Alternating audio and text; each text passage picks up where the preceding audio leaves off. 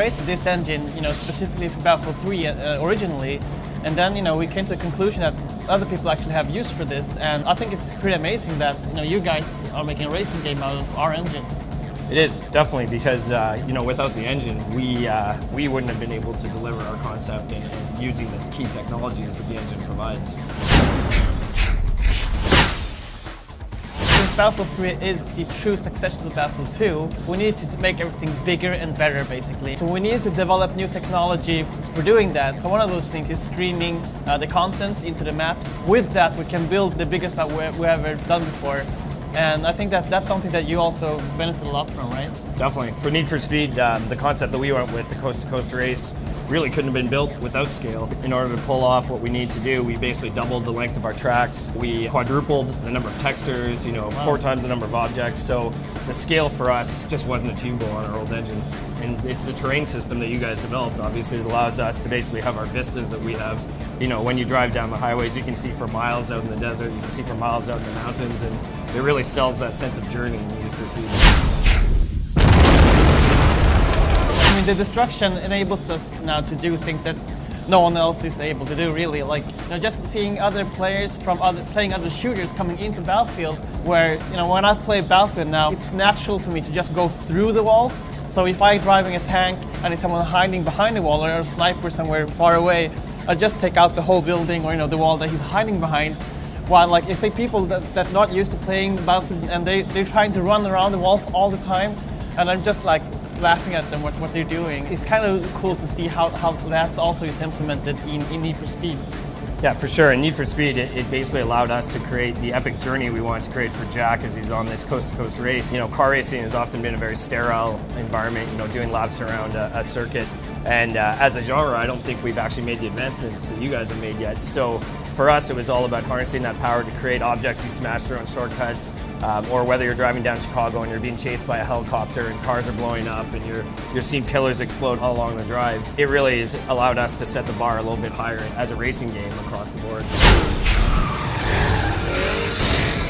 So we wrote the whole rendering engine from scratch, and that enables us to have more light sources to make it more cinematic. We can do both indoor and outdoor lighting, so you see actually real shadows going around the game. And just with the destruction, we have all these explosions and the smoke coming out. We needed the particles, so the effects look really good as well, like really cinematic. And obviously, Frostbite rendering was very key for us in Need for Speed to be able to sell the epic nature of the journey from the west coast to the east coast. So, you have the beautiful vistas of Yosemite, you have the dust storms that you go through, you have the mountain passes and the billowing clouds of fog and snow, and that grand scale actually boils down to some of the smaller pieces that I think the players will pick up on, which is, the tire spray going through a thunderstorm in the plains and picking up the lighting off that. Chicago, there's blasting pillars and dust and picking up the lights from the taillights and the headlights of the car, and the dynamic lighting as you go into New York at sunset. And it's just an amazing vista of visual environment from start to finish that, it really sells the journey the player goes on in this race. When developing Frostbite 2, we needed to push the level of immersion of the game. One of the key elements for immersion is obviously sound. Everything has to be done dynamically, and that's what our engine actually does with the audio. So you can actually distinguish what gun the sound comes from, what distance, what direction it's coming from. Building from the bigger beats of the journey, whether it be a thunderstorm or an avalanche, down to, the little rock pebble sounds as you drive over a shortcut, or the whine of the engine as you shift gears.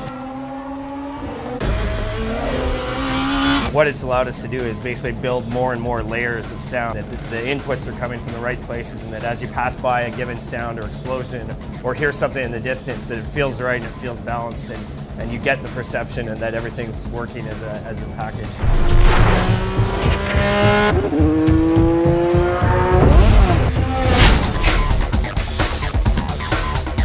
So we looked at this sports game actually, looking at FIFA and Madden, and what they've done, like the players, when they're running around, kicking the ball, it looks so realistic.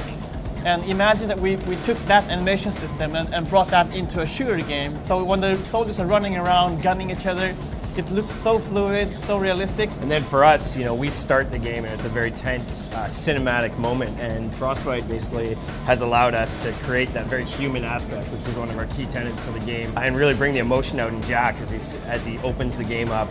And beyond that, I mean, as we've described some of the moments you go through over the course, a lot of them are very animated moments, and so the animation engine of Frostbite has allowed us to pull off some of these moments and these epic beats in the part of the journey that we wouldn't have been otherwise able to pull off.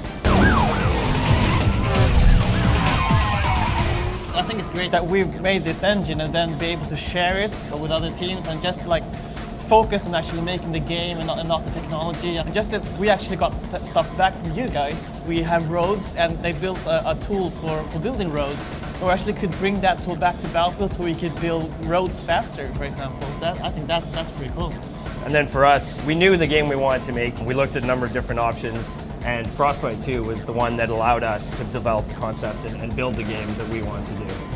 What we've delivered this year, we're very proud of, but we see even greater things in the future. The run is just the start of what we think we can do with Frostbite.